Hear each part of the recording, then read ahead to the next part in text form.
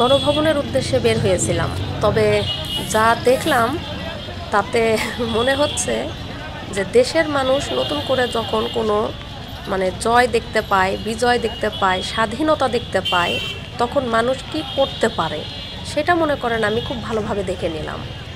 গণভবন থেকে এমন কিছু নাই যে কেউ তুলে নিয়ে আসে নাই। দেখতেই পাচ্ছেন মাথার উপরে ফুলের টব পর্যন্ত নিয়ে চলে আসছে।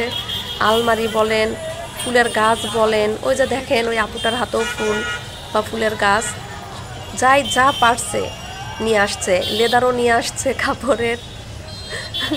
কি আর বলবো, বলার ভাষায় হারায় ফেলছি।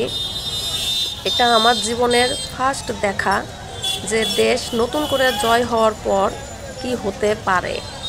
ঠিক আছে, স্বাধীনভাবে মানুষ কিভাবে জিনিস নিয়ে চলে আসতে পারে, ক্ষমতা আজ কোথায় গেল।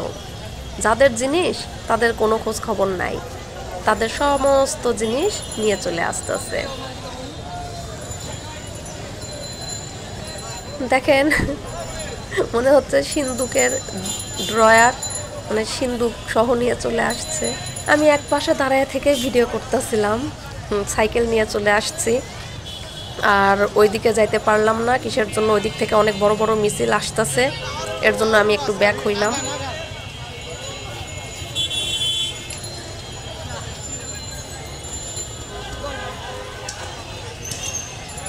দেখতেই পাচ্ছেন সবাই বাংলাদেশের লাল সবুজের পতাকা নিয়ে ট্রাকে স্লোগান দিতে দিতে যাচ্ছে।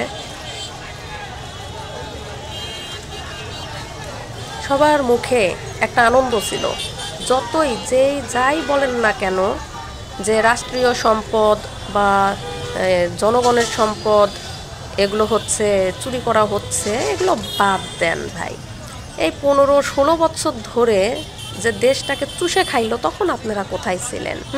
কোথায় ছিলেন আপনারা? তা জনগণের ট্যাক্স দিয়েই যেহেতু হয়, জনগণই নিয়ে যাচ্ছে, আবার জনগণই ফিরে দেবে। আবার না হয় নতুন করে জনগণের টাকা দিয়ে বা ট্যাক্স দিয়েই এগুলো করা হবে, সমস্যা কি? ক্ষণিকের জন্য নিয়ে যাক না। ওকে, আল্লাহ হাফেজ।